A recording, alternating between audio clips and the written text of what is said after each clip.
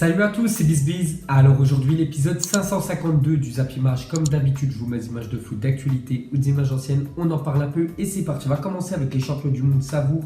Le retour à Clairefontaine, parce que hier c'était le rassemblement des joueurs français pour les deux prochains matchs contre l'Allemagne et les Pays-Bas dimanche prochain. Donc ça sera la Ligue des Nations. On peut voir que les joueurs français sont toujours contents de se retrouver après bien sûr le titre de champion du monde.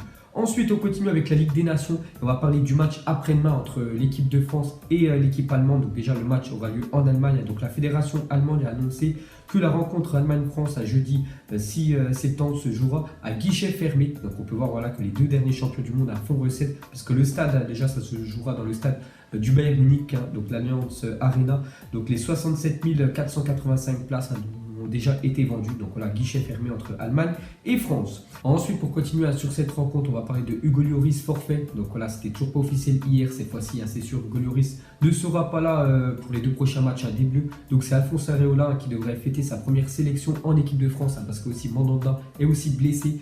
Donc voilà, c'est Areola, le troisième gardien bien sûr de l'équipe de France qui devrait coller contre l'Allemagne. Ensuite, on continue avec une déclaration de Thibaut Courtois. Vous savez que Thibaut Courtois, à la fin de la Coupe du Monde, surtout quand la Belgique s'est fait éliminer par l'équipe de France, donc il a fait quelques déclarations, qu'il était vraiment dégoûté, bien sûr. Qui disent qu'il avait le seum. Donc il est revenu sur ses propos après la Coupe du Monde. Il a dit la France méritait de gagner aussi. Il n'y a pas de souci là-dessus. Mais quand tu es si proche de gagner le plus grand titre de ta carrière, forcément, il y a de la déception. Donc voilà, on peut voir que maintenant, les propos de Thibaut Courtois, on peut dire quasiment 2 mois après la défaite de la Belgique contre l'équipe de France, donc on voit que c'est plus apaisé. Donc il a quand même réfléchi, bien sûr, Thibaut Courtois. Donc maintenant, il dit qu'aussi la France, elle méritait de gagner aussi. Donc il y a eu beaucoup de frustration, bien sûr, vu que son équipe s'est fait éliminer en demi-finale de Coupe du Monde.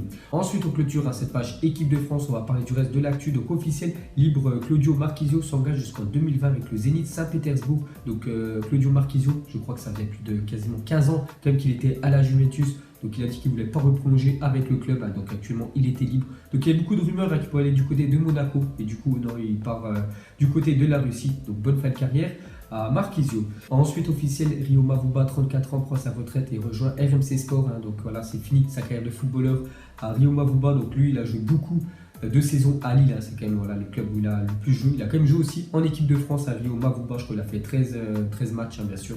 Donc la bonne retraite pour lui. Ensuite une déclaration de Yaya Touré donc par rapport à son transfert à l'Olympiakos. Donc je suis sûr il y en a plein qui ne le savaient pas, même moi je ne savais pas, je ne vais pas vous mentir. Parce que Yaya Touré en 2006 jouait quand même à l'Olympiakos en Grèce. Donc c'est pour ça qu'il est retourné dans son ancien club. Il a dit c'est un honneur d'être de retour à l'Olympiakos. Quand je suis parti en 2006, j'avais dit que je reviendrais et je suis ravi d'avoir tenu ma parole. Donc voilà pourquoi il est retourné en Grèce. Yaya Touré. Ensuite, c'est la rentrée. Sortez vos agendas et notez bien vos devoirs. Donc c'est la rentrée scolaire, c'est aussi la rentrée bien sûr du football avec des très gros matchs courant septembre. Donc regardez toutes ces énormes affiches. Donc voilà, pour nous passionnés de football, donc on a hâte de voir tout ça. Ensuite, officiel finaliste pour le prix de gardien FIFA de l'année 2018. Donc on peut voir Thibaut Courtois, Hugo Lloris et Schmeichel, donc le gardien de Leicester, aussi gardien du Danemark. Donc voilà, parmi ces trois-là, un deviendra le meilleur gardien FIFA de l'année.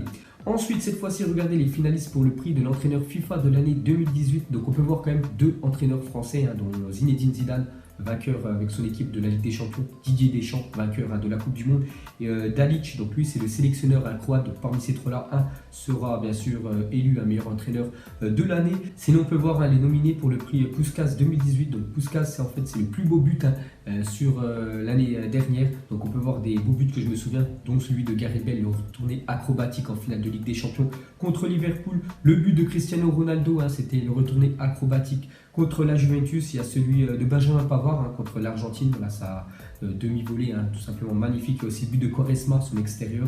Après les autres, je ne me souviens plus trop, mais si je me souviens plus, c'est lequel. Donc voilà, les gars, parmi ces 10 joueurs-là, un remportera ce trophée. Et pour finir, bien sûr, on va terminer avec le trophée The Best. C'est quand même le trophée le plus attendu. Donc déjà, il sera donné d'ici 2 semaines. Donc on peut voir les 3 finalistes.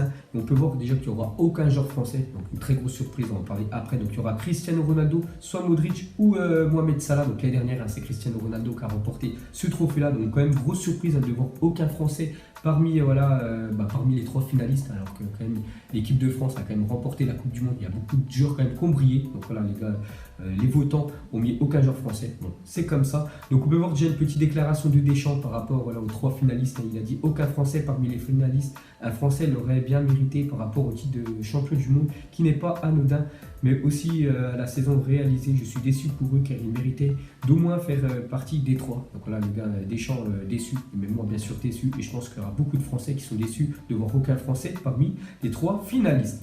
Et on peut voir aussi qu'une équipe est déçue, hein, c'est l'Atlético de Madrid avec leur meilleur joueur, on peut dire hein, quand même Antoine Griezmann.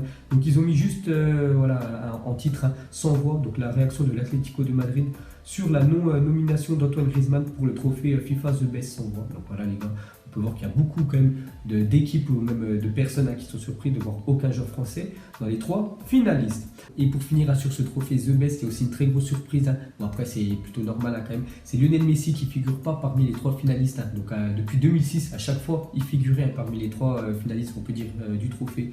Et là cette année, il n'est pas dedans. Donc voilà les gars, petite info. Ensuite on continue avec Lionel Messi. On peut voir qu'il est surpris par la décision de Cristiano Ronaldo. Donc déjà c'est très rare hein, que Messi parle dans une interview de Cristiano Ronaldo. Donc voilà. Donc je vais vous décrire tout ça. Donc Messi il a dit: le départ de Ronaldo m'a surpris. Je ne l'imaginais pas ailleurs qu'au Real. Je ne pensais pas qu'il pourrait signer à la Juventus. Cela m'a surpris. Mais c'est aussi une bonne équipe. Donc voilà déjà ce qu'a dit hein, bien sûr Messi. Il ne pensait jamais que Cristiano Ronaldo allait quitter quand même le Real Madrid. Surtout après avoir encore remporté une fois de plus à la Ligue des Champions. Et surtout il est choqué quand même que Ronaldo ait signé à la Juventus. Voilà, parce qu'il a dit qu'il y a des autres clubs hein, qui le voyaient plus. Hein. Pourquoi pas le PSG? Pourquoi pas un retour du côté de Manchester United? Et pour finir avec Lionel Messi, il a encore parlé de Ronaldo. Il a dit: le Real est l'une des meilleures équipes au monde avec un effectif très élevé, mais il est évident que l'absence de Ronaldo va les rendre moins bons et placer la Juve comme l'une des favorites pour la conquête de la Ligue des Champions. Parce qu'on sait que l'objectif hein, cette année de Messi, il l'avait dit début de saison, c'est de retrouver la victoire en Ligue des Champions. Ça lui fut quand même depuis 2015. Donc voilà, il a dit que la Juventus, hein, pour lui, c'est quasiment l'équipe favorite pour remporter cette prochaine Ligue des Champions. Et pour finir avec Messi, cette fois-ci une déclaration sur les nouvelles recrues. Il va parler surtout de Arthur. Donc les recrues sont toutes très bonnes. Arthur m'a beaucoup surpris. La vérité est que son style de jeu est similaire à celui de Xavi. Il réclame toujours le ballon et recherche les passes courtes. Il ne veut pas céder le ballon à l'opposition. Donc voilà ce qu'a dit hein, Messi sur Arthur. Donc Arthur, hein, je vous l'avais dit, parce qu'il y en a plein qui ne connaissaient pas voilà, son profil. Donc j'étais allé regarder un petit peu sur Internet. Il y en a beaucoup qui disaient que c'était un Iniesta bis. Donc voilà, c'est un aimant à ballon. Il perdait rarement le ballon. Donc maintenant, on voit bien sûr hein, ce que ça donne au Barça. Et Messi il est vraiment satisfait de cette nouvelle recrue. Ensuite, on clôture hein, cette page de Lionel Messi. On va parler du PSG Saint-Etienne. Ce sont désormais les 2 seules équipes invaincues en Ligue 1 cette saison. Donc les 2 clubs s'affronteront lors de la prochaine journée. Donc ça sera dans 2 semaines. PSG Saint-Etienne. Ensuite, voici le nombre de buts inscrits ce week-end dans les 5 grands championnats européens. Donc on peut voir que la Ligue 1 est classée 3e hein, parmi les 5 gros championnats, pas mal avec 26 buts.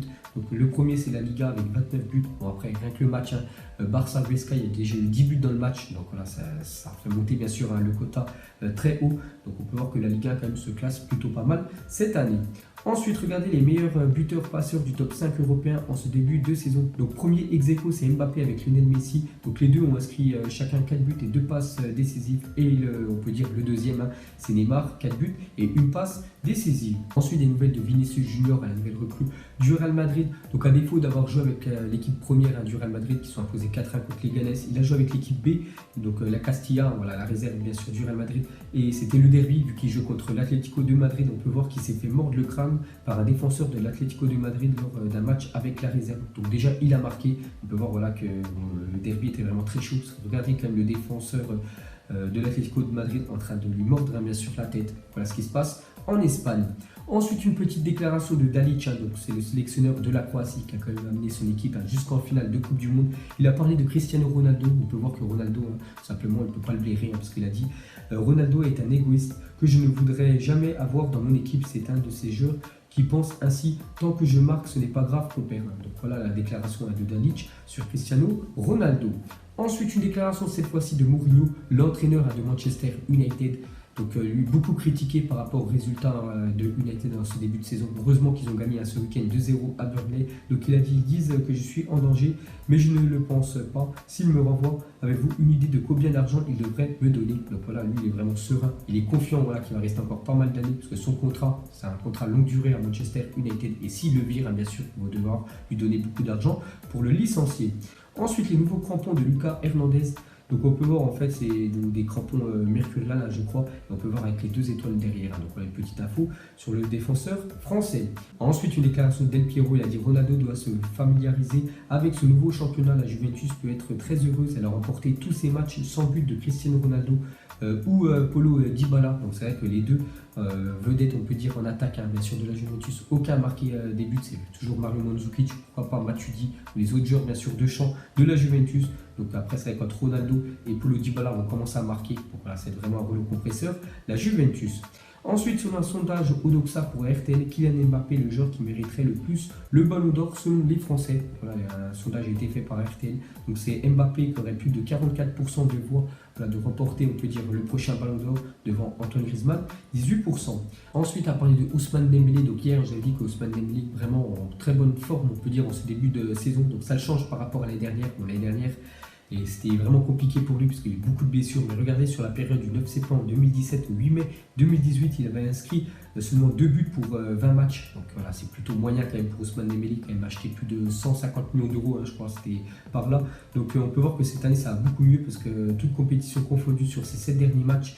Donc c'est quand même 5 buts hein, pour Ousmane Dembélé. Donc voilà, s'il continue comme ça, bien sûr, il aura toujours une place de titulaire au sein de l'effectif du Barça. Et pour finir avec ce zappimage, on va terminer avec l'entraîneur FIFA The Best. Donc pour vous, est-ce que c'est soit Zinedine Zidane ou Deschamps ou Dalic? Bon, ça m'étonnerait que ce soit Dalic parce que son équipe n'a rien remporté. Bon, ils sont quand même allés en finale de Coupe du Monde, mais voilà, la Croatie n'a rien gagné, alors que l'équipe de Zidane a gagné la Ligue des Champions et l'équipe de Deschamps a gagné la Coupe du Monde. Donc on peut dire que là, c'est un des deux Français qui va remporter ce trophée voilà, du meilleur entraîneur de l'année. Donc pour moi, bien sûr, je mettrai Deschamps, donc je mettrai tout ça en commentaire. Donc voilà les gars, la fin de Zappimage 552. Donc si ça vous a plu, un petit like et je vous ferai l'épisode 553 demain. Donc moi je vous laisse et je vous dis à la prochaine. Comme d'habitude, ciao à tous.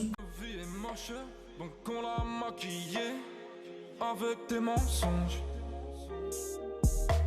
Et que son âme est moche, plus qu'à la maquiller avec tes mensonges. Je sais pas ce qui se passe dans ma tête. Parfois, je voudrais sauver la terre. Parfois, je voudrais la voir brûler. Ça va pas trop, je roule un terre. Trop de haine pour 9 mètres carrés. Tristesse, faut pas.